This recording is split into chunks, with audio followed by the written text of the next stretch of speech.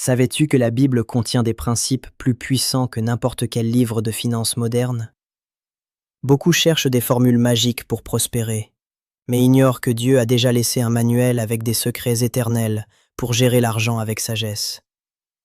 Aujourd'hui, je vais te révéler 7 principes qui transformeront non seulement ton économie selon la parole de Dieu, mais aussi ta paix, ta liberté et ton sens du but.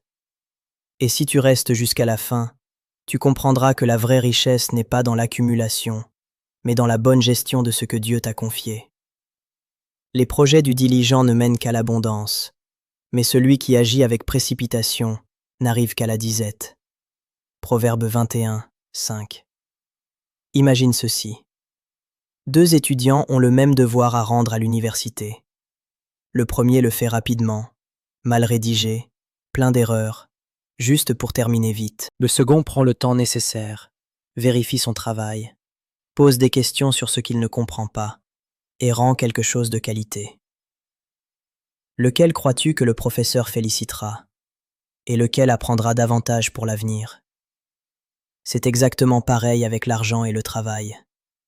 La Bible dit que le diligent, c'est-à-dire celui qui fait les choses avec soin, constance et cœur, arrive toujours à l'abondance. Mais le négligent, celui qui fait tout à la va-vite et sans effort, finit dans la pauvreté. Écoute, le travail n'est pas une punition comme beaucoup le pensent. Le travail est une semence. Chaque jour où tu travailles avec excellence, tu sèmes pour ton avenir. Pense à un agriculteur. Il sème avec soin, travaille tous les jours, enlève les mauvaises herbes. Et que se passe-t-il? La récolte est abondante. Mais si l'agriculteur jette les graines au hasard et n'arrose jamais, il n'aura rien quand viendra le temps de récolter. Il en va de même pour ta vie. Ton effort d'aujourd'hui est la semence de demain. Laisse-moi te poser une question. Es-tu de ceux qui font les choses avec négligence et à moitié, ou de ceux qui mettent de la passion dans ce qu'ils font, même quand personne ne regarde? Prenons un autre exemple concret. Imagine quelqu'un qui travaille dans un café à servir les clients. Le premier sert de mauvaise grâce, ne sourit pas et semble même agacé. Le second, bien qu'ayant le même poste, accueille avec joie, sert bien, nettoie quand il le peut et recommande même des produits. Lequel crois-tu que le gérant considérera pour une promotion? Qui crois-tu ouvrira un jour son propre café? Ce n'est pas de la chance, c'est de la diligence. C'est travailler avec excellence, même quand le travail semble petit. Ami, si tu veux que Dieu bénisse tes mains, commence par bien faire les choses, même si personne ne t'applaudit. Souviens-toi de ceci. La diligence n'est pas travailler jusqu'à l'épuisement, c'est travailler avec but, passion et constance. Le succès ne s'atteint pas par des courses rapides, mais par des pas fermes et constants. Alors demande-toi, quelle semence suis-je en train de planter aujourd'hui avec mon effort? Car le fruit que tu verras demain dépend de ce que tu travailles aujourd'hui. Si tu reçois de la valeur de ce message, n'oublie pas de t'abonner à la chaîne et de mettre un like à cette vidéo. Ici, tu trouveras toujours des conseils qui peuvent transformer ta vie. Écris dans les commentaires « Je choisis la diligence » si tu t'engages à travailler avec excellence à partir d'aujourd'hui. Le riche domine sur les pauvres, et celui qui emprunte est l'esclave de celui qui prête. Proverbe 22, 7. Je veux que tu imagines quelque chose. Une personne va au magasin et voit un smartphone qui lui plaît énormément, mais elle n'a pas l'argent à ce moment-là. Alors elle dit au vendeur « Je le prends à crédit et je paierai plus tard ». Le vendeur accepte, mais chaque mois, cette personne doit donner une partie importante de son salaire. À la fin, que s'est-il passé? Elle ne profite plus du téléphone parce qu'elle le doit, et elle n'a plus ni argent pour autre chose, ni paix, ni joie. C'est ainsi que fonctionnent les dettes. Elles semblent un chemin rapide pour avoir ce que tu désires, mais en réalité, elles sont un piège qui te vole la paix. Aujourd'hui, c'est pareil avec les adultes. Il y a des gens qui veulent paraître. Ils achètent le téléphone le plus cher, les vêtements à la mode, ou même une voiture qu'ils ne peuvent pas se permettre. Tout avec une carte de crédit ou des prêts. Au début, ils semblent heureux, mais après, ils ne peuvent plus dormir tranquilles, parce que chaque mois arrive la facture, et ils doivent de plus en plus. Tu sais ce que dit la Bible? Que celui qui emprunte devient esclave. Et c'est vrai. La dette est une chaîne invisible qui t'attache à la banque, au prêteur ou à la personne à qui tu dois. Il n'y a pas de liberté si tout ce que tu gagnes part pour payer ce dont tu as déjà profité il y a des mois. Laisse-moi te poser une question. Préfères-tu avoir ce que tu veux immédiatement et vivre préoccupé par les dettes, ou attendre un peu plus et en profiter en paix? Les dettes sont comme un ballon. Tu le gonfles avec de l'air emprunté. Il paraît grand et beau, mais à tout moment il peut éclater. En revanche, épargner et attendre, c'est comme construire une maison brique par brique. Au début, ça semble lent, mais à la fin, tu as quelque chose de solide, sûr et à toi. La dette te promet la liberté, mais en réalité, elle fait de toi un esclave. C'est pourquoi l'une des meilleures habitudes pour améliorer ton économie est celle-ci. N'achète pas ce que tu ne peux pas payer, ne dépense pas ce que tu n'as pas, et apprends à attendre le bon moment. Souviens-toi, celui qui contrôle ses désirs aujourd'hui profite de la vraie liberté demain. L'Éternel a en horreur les balances fausses, mais il aime les poids justes. Proverbe 11, 1. Dieu aime l'honnêteté. Pourquoi? Parce que la vérité se maintient toujours, mais le mensonge tôt ou tard s'effondre. Regarde cet exemple simple. Imagine que tu as un stand de limonade. Un jour, tu décides d'y mettre plus d'eau et moins de citron pour gagner plus d'argent rapidement. Au début, ça semble fonctionner, parce que tu vends plus de verres. Mais après, les gens se rendent compte que ta limonade n'a plus le même goût et ne reviennent plus t'acheter. Quel résultat? Tu as gagné un petit peu aujourd'hui, mais tu as perdu des clients et la confiance pour toujours. C'est ainsi que fonctionne la malhonnêteté. Elle te donne un gain rapide, mais t'enlève la bénédiction à long terme. C'est pareil dans n'importe quel travail. Si quelqu'un vole du temps à son emploi, triche avec l'argent ou trompe le patron, il peut s'en tirer pendant un moment. Mais tu sais ce qui se passe? La confiance se brise, et quand la vérité sort au grand jour, il perd beaucoup plus que ce qu'il a gagné. En revanche, la personne honnête met peut-être un peu plus de temps à prospérer, mais son progrès est ferme, stable et durable. L'honnêteté ouvre des portes que le mensonge ne pourra jamais ouvrir. Laisse-moi te poser une question. Préférerais-tu gagner un peu moins mais dormir tranquille, ou gagner beaucoup avec des tromperies et vivre dans la peur d'être découvert? La paix n'a pas de prix, et la Bible enseigne que l'intégrité vaut plus que l'or. L'honnêteté est comme les fondations d'une maison. Tu ne la vois peut-être pas parce qu'elle est sous la terre, mais c'est elle qui soutient tout le bâtiment. Le mensonge, en revanche, c'est comme construire sur du sable. Ça semble solide, mais quand arrive la tempête, tout s'écroule. Il en va de même dans la vie. L'honnête a des bases solides. Le malhonnête vit sur un sol fragile qui peut se briser à tout moment. Je connais l'histoire d'un commerçant qui donnait toujours un peu plus que ce que le client payait. S'ils achetaient 1 kilo de riz, il mettait quelques grains en plus. Avec le temps, les gens disaient « Avec lui, je reçois toujours juste, et même un peu plus. » Cet homme n'a pas eu besoin de publicité. Son honnêteté fut sa meilleure publicité. La Bible le résume ainsi. La balance juste plaît à l'Éternel. Dieu bénit celui qui agit dans la vérité. Souviens-toi de ceci. L'argent gagné avec tromperie s'en va comme l'eau entre les doigts.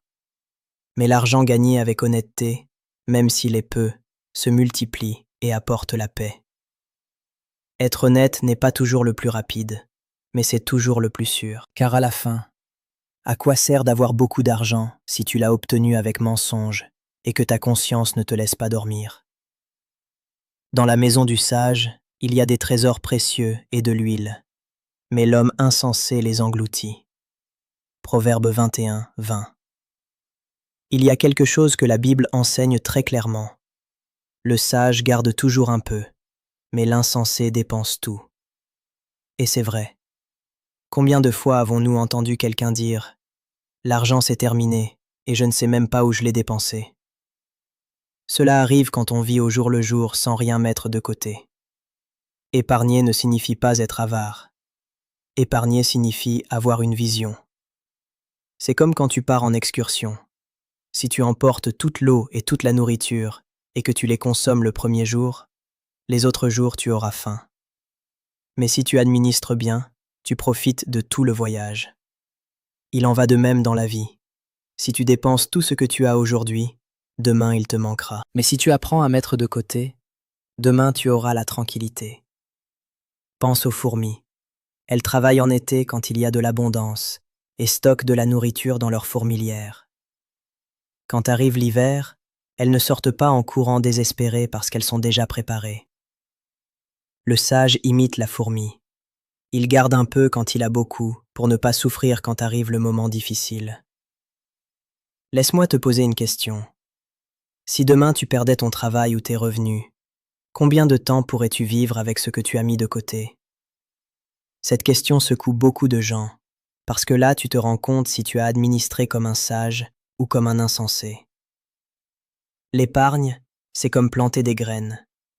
Une graine semble petite, insignifiante, mais si tu en prends soin, demain ce sera un arbre qui donnera de l'ombre et des fruits.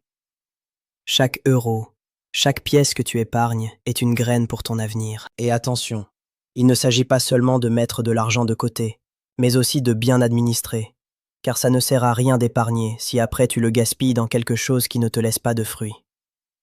Un ami me disait, « Quand je gagnais peu, je disais que je ne pouvais pas épargner, mais quand j'ai commencé à gagner plus, je ne l'ai pas fait non plus parce que je trouvais toujours quoi dépenser. » La leçon. Celui qui ne sait pas administrer le peu ne saura pas non plus administrer le beaucoup. C'est pourquoi Jésus a dit, « Celui qui est fidèle dans les petites choses le sera aussi dans les grandes. » La fidélité dans le petit ouvre la porte aux grandes choses. Maintenant, je veux t'entendre. Si tu recevais 100 € aujourd'hui, que ferais-tu? Les dépenserais-tu dans quelque chose d'immédiat ou mettrais-tu une partie de côté pour l'avenir? Souviens-toi, le sage n'épargne pas par peur, il épargne par vision. L'insensé dépense tout en plaisir momentané, mais le sage investit dans sa tranquillité future. L'épargne est la manière la plus simple de dire à l'avenir « Je t'attends préparé ». Maintenant, je veux que tu fasses quelque chose d'important. Va dans les commentaires et écris quelle ville et quel pays tu regardes cette vidéo. Je veux connaître cette famille de foi dispersée dans le monde. Quand tu vois des commentaires de personnes d'autres villes, réponds avec une bénédiction. Crée la connexion, car ce n'est pas juste une audience, c'est une famille. Donnez, et il vous sera donné. On versera dans votre sein une bonne mesure, serrée, secouée et qui déborde. Luc 6, 38. La plupart des gens croient que pour avoir plus d'argent, il faut garder, accumuler et ne rien lâcher. Mais Jésus a enseigné tout le contraire. La vraie abondance se trouve dans le fait de donner. Et attention, il ne s'agit pas de donner ce qui reste, mais de partager avec amour, même quand cela semble peu. Car dans les mains de Dieu, le peu avec du cœur devient beaucoup. Imagine que tu as une boîte de biscuits. Un ami vient et t'en demande un. Si tu lui donnes avec plaisir, que se passe-t-il? Cet ami se sent aimé, et le jour où il aura des biscuits, il partagera sûrement aussi avec toi. La générosité a cet effet. Ce que tu donnes revient multiplié. Maintenant, pense à celui qui ne partage jamais rien, pas même un petit morceau. Il peut avoir la boîte pleine, mais il reste seul, sans amis, et à la fin, il ne profite de rien. Le généreux n'est jamais vide, car il y a toujours quelqu'un disposé à lui rendre avec amour ce qu'il a semé un jour. Une femme pauvre est entrée dans une boulangerie. Elle n'avait que quelques pièces et a demandé un petit pain. Le propriétaire, en la voyant, a décidé de lui donner un grand pain et lui a dit « Ceci est un cadeau ». Quelque temps après, cette femme est revenue, mais cette fois avec plus d'argent, et elle a acheté beaucoup de pain pour toute sa famille. Qui a-t-elle cherché? le même propriétaire qui un jour avait été généreux. La Bible dit « L'âme généreuse sera rassasiée, et celui qui arrose sera lui-même arrosé. » Proverbe 11, 25. La générosité n'est pas une perte, c'est un investissement dans les personnes et dans l'éternité. Laisse-moi te poser une question. Est-ce que quelqu'un a déjà été généreux avec toi au moment exact où tu en avais besoin? Te souviens-tu comment tu t'es senti? Cette même sensation, tu peux la provoquer chez les autres quand tu décides de donner, même si cela semble peu. Donner, c'est comme semer des graines dans différents champs. Chaque fois que tu aides, que tu partages, que tu bénis quelqu'un, tu plantes quelque chose dans la terre de sa vie. Et tôt ou tard, cette graine pousse et revient vers toi sous forme de bénédiction. La générosité est le seul investissement qui garantit toujours une récolte. Souviens-toi, l'égoïste a toujours peur de manquer de tout, mais le généreux fait confiance au fait que Dieu ne le laissera jamais manquer. La Bible le promet. Quand tu donnes, tu ne t'appauvris pas, tu t'enrichis en amour, en gratitude et en bénédiction. Être généreux, ce n'est pas perdre, c'est multiplier dans les cieux et sur la terre. Alors ne vis pas avec la main fermée, car celui qui ferme la main pour ne pas donner, la ferme aussi pour ne pas recevoir. Il y a un temps pour tout, un temps pour toute chose sous les cieux. Ecclésiaste 3:1. Celui qui se hâte de s'enrichir ne restera pas impuni. Proverbe 28:20. L'économie ne concerne pas seulement combien tu travailles ou combien tu gagnes, mais aussi quand. La Bible nous enseigne que tout a son temps, celui de semer, celui d'attendre et celui de récolter. Le problème, c'est que beaucoup de fois, nous voulons courir, sauter des étapes et arriver au succès immédiatement. Mais la hâte de s'enrichir peut mener à la ruine. La patience n'est pas rester immobile sans rien faire. C'est travailler, semer et faire confiance au fait que le fruit arrivera au moment parfait que Dieu a déjà établi. Imagine un agriculteur qui sème des graines dans son champ. Crois-tu que le lendemain, il va creuser la terre pour voir si elles ont déjà poussé? Bien sûr que non, car il sait que s'il les déterre avant le temps, il les tue. C'est pareil avec l'argent. Si tu achètes quelque chose avant de pouvoir le payer, tu t'endettes. Si tu entres dans une affaire rapide sans réfléchir, tu perds tout. Si tu veux la richesse sans effort, tu finis piégé dans des pièges. La patience nous enseigne que ce qui est solide a besoin de temps. La patience, c'est comme une chenille qui se transforme en papillon. Si quelqu'un brise le cocon avant le temps, le papillon ne pourra jamais voler. C'est pareil avec nos finances. Si nous les précipitons, elles se brisent. Mais si nous attendons le processus, nous aurons des ailes fortes pour voler loin. Laisse-moi te poser une question. Combien de fois t'es-tu désespéré de ne pas voir de résultats rapides dans ta vie économique? As-tu voulu abandonner parce que le fruit semblait tarder trop? Souviens-toi de ceci. Dieu n'arrive jamais en retard. Le fruit qui met le plus de temps à pousser est celui qui a le goût le plus doux quand arrive la récolte. Un jeune rêvait d'avoir une entreprise. Pendant des années, il a travaillé dans de petits endroits, épargnant peu à peu, apprenant et attendant l'opportunité. Tandis que ses amis dépensaient tout en plaisirs immédiats, lui avait de la patience. Le temps a passé et le moment est arrivé. Il a ouvert son entreprise avec des bases solides, sans dette et avec de l'expérience accumulée. Aujourd'hui, cette entreprise prospère parce qu'elle s'est construite avec patience et non avec désespoir. La hâte peut te faire trébucher, mais la patience construit des chemins sûrs. Conseil pratique. Ne cours pas après tout ce qui brille. Attends et analyse. Apprends à épargner pour ce que tu veux, au lieu de t'endetter.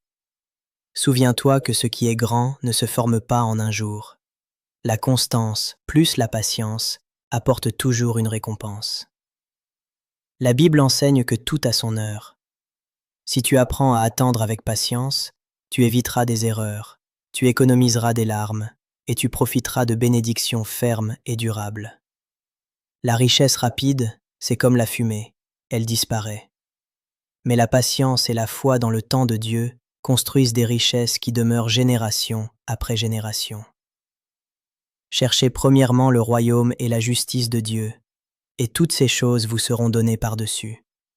Matthieu 6, 33. Tu peux travailler dur, épargner, être généreux, bien administré, être diligent. Mais si ton cœur ne cherche pas d'abord Dieu, rien de tout cela ne te donnera la vraie paix. Parce que la Bible enseigne que quand tu mets Dieu en premier, tout le reste trouve sa place. Ton argent, ta famille, ta santé, toute ta vie. C'est comme quand une roue a le bon essieu, tout tourne bien. Mais si l'essieu est cassé, peu importe combien tu pousses, tu n'avanceras jamais droit. De même, si Dieu n'est pas au centre, l'économie devient lourde et vide. Mais si Dieu est en premier, même dans le peu, il y a l'abondance, car il multiplie ce que tu touches et remplit de paix ce que tu as. Ami, ami, la vraie prospérité n'est pas d'avoir beaucoup, mais d'avoir Dieu en tout. Il est la source, et en dehors de lui, toute richesse se transforme en anxiété et vide. Aujourd'hui, je veux te poser une question très directe. Es-tu disposé à mettre Dieu en premier dans ta vie et dans ton économie? Cherche d'abord Dieu, et le reste viendra par surcroît. C'est la promesse la plus sûre que tu trouveras dans toute la Bible. Ces 7 principes ne sont pas de simples conseils financiers, ce sont des principes éternels. Et la grande différence entre quelqu'un qui survit seulement et quelqu'un qui vit en plénitude n'est pas dans combien il gagne, mais dans comment il honore Dieu avec ce qu'il a. Souviens-toi, la richesse sans but est vide, mais la richesse avec Dieu est bénédiction. Alors dis-moi, lequel de ces principes vas-tu commencer à pratiquer aujourd'hui? Écris-le dans les commentaires. Ton économie peut s'améliorer, mais toute ta vie changera si tu cherches le donateur avant l'argent.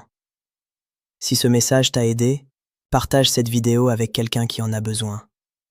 Et n'oublie pas de t'abonner pour plus de sagesse biblique qui transforme.